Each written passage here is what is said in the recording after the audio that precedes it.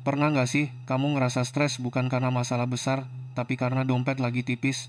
Atau kamu tidur nggak nyenyak, padahal masalahnya cuma satu. Uang belum masuk, tapi tagihan udah datang duluan.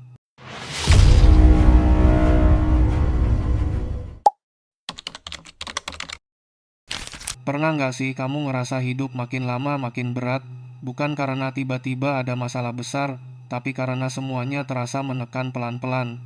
Harga makanan naik sedikit, ongkos transport naik sedikit, tagihan bertambah sedikit, tapi semua naiknya barengan, dan ketika ditotal, rasanya seperti hidup makin sempit. Kita hidup di zaman yang serba cepat. Penghasilan stagnan, tapi biaya hidup naik lebih cepat dari napas kita. Inilah titik di mana banyak orang mulai masuk ke fase yang namanya financial stress, sebuah tekanan ekonomi yang diam-diam merusak mental orang tanpa mereka sadari. Dulu, masalah terbesar orang mungkin soal fisik, capek kerja, lelah di luar rumah, tapi sekarang masalah terbesar adalah mental capek mikirin hidup, capek mikirin biaya, capek mikirin besok gimana. Banyak yang tidur tapi tidak benar-benar istirahat karena otaknya tetap bekerja memikirkan uang. Dan yang membuat keadaan makin parah adalah kita diajarkan untuk menahan diri dan pura-pura kuat. Budaya gengsi bikin banyak orang malu mengakui kalau mereka stres karena uang, padahal stres karena uang itu wajar. Bahkan di seluruh dunia, faktor nomor satu penyebab kecemasan adalah keuangan. Coba perhatikan kehidupan sehari-hari. Orang kerja keras dari pagi sampai malam, tapi tetap merasa kurang. Bukan karena malas, bukan karena boros, tapi karena struktur ekonomi sekarang tidak bersahabat. Semua orang berjuang, tapi sedikit yang benar-benar merasa aman. Inilah alasan kenapa mental health dan financial health sekarang tidak bisa dipisahkan. Kapan terakhir kali kamu merasa tenang tanpa mikirin dompet? Kapan terakhir kali kamu makan bukan karena hemat, tapi karena ingin? Kapan terakhir kali kamu belanja tanpa harus cek saldo dulu? Kondisi keuangan menentukan perasaan aman seseorang, dan rasa aman itu adalah fondasi mental. Ketika fondasinya goyang, hidup pun ikut goyang. Maka jangan heran kalau sekarang banyak orang gampang marah, gampang sensitif, gampang lelah, gampang hilang fokus, bukan karena mereka lemah, tapi karena energi mental mereka habis untuk mikirin bertahan hidup. Banyak orang sekarang hidup dalam tekanan yang mereka sendiri tidak sadari. Semuanya terlihat baik-baik saja dari luar. Bangun pagi, berangkat kerja, pulang malam, terus ulang dari awal. Tapi kalau dilihat lebih dalam, ada satu hal yang memakan energi mereka setiap hari, kecemasan tentang uang. Cerita ini dimulai dari hal sederhana. Gaji cair tanggal 1, uang terasa banyak di minggu pertama, lalu perlahan mulai menghilang entah kemana. Memasuki tanggal 10 atau 12, saldo mulai menipis. Ketika ini terjadi berulang setiap bulan, seseorang masuk ke mode bertahan hidup. Mereka bukan lagi berpikir bagaimana cara berkembang, tetapi bagaimana cara bertahan sampai akhir bulan. Setiap hari isi kepalanya hanya, bisa nggak ya, lewat sampai tanggal gajian? Di momen seperti ini, tekanan keuangan mulai berubah menjadi tekanan mental. Tubuh memproduksi lebih banyak hormon stres.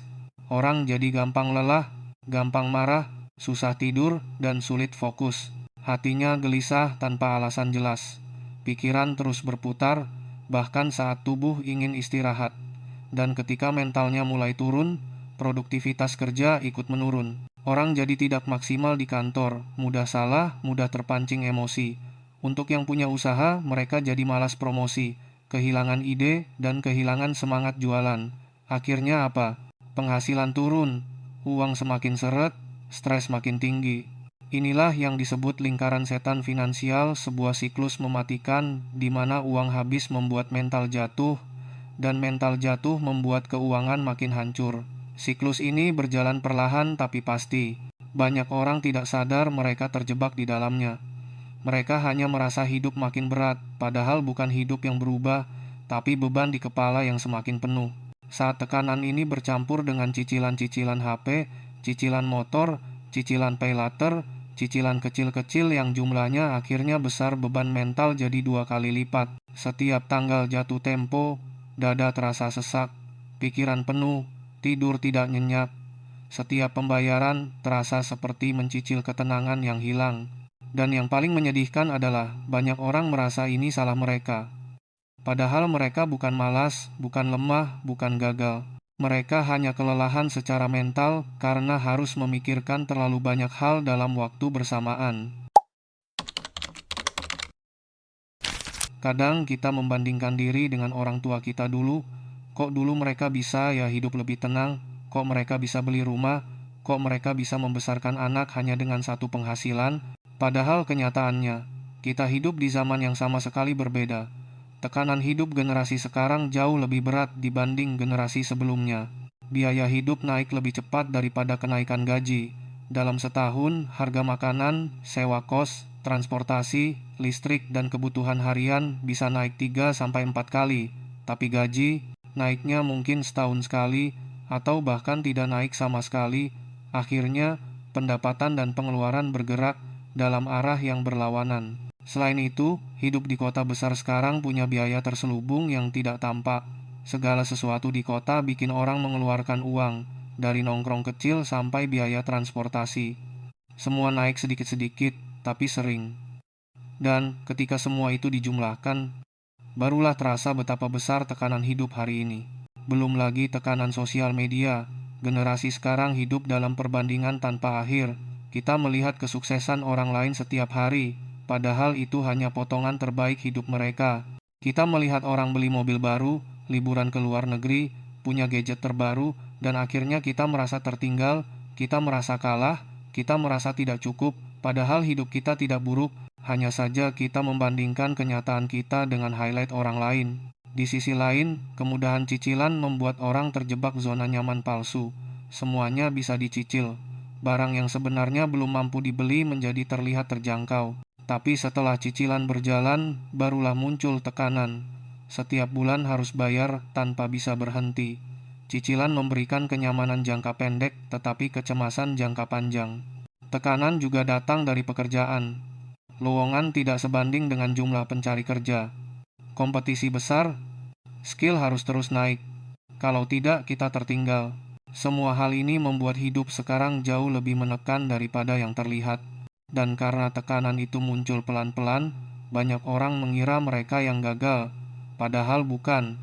Mereka hanya hidup di zaman yang tuntutannya jauh lebih besar daripada yang pernah dialami generasi sebelumnya. Membangun mental wealth bukan berarti harus menjadi kaya. Mental wealth artinya hidupmu tenang, stabil, dan punya rasa aman, meski uangmu tidak banyak. Dan hal itu bisa dicapai dengan langkah-langkah kecil yang konsisten. Semua dimulai dari mengatur keuangan agar lebih tenang, bukan harus punya tabungan puluhan juta, tapi punya ruang napas. Memiliki sedikit tabungan sudah cukup membuat pikiran lebih lega. Tidak semua hal harus dibayar dengan cicilan. Tidak semua kebutuhan harus dipenuhi hari ini. Hidup yang sederhana seringkali lebih damai daripada hidup yang kelihatan mewah tapi penuh tekanan. Hal berikutnya adalah mengotomatiskan keuangan. Bayar tagihan secara otomatis, sisihkan tabungan otomatis di tanggal gajian, dan buat rekening terpisah untuk kebutuhan harian. Mengurangi keputusan keuangan harian bisa mengurangi beban mental secara drastis. Otak kita tidak dirancang untuk mengelola puluhan keputusan setiap hari. Semakin otomatis sistemnya, semakin ringan pikiran kita. Mengurangi konsumsi konten yang bikin kita merasa gagal juga penting.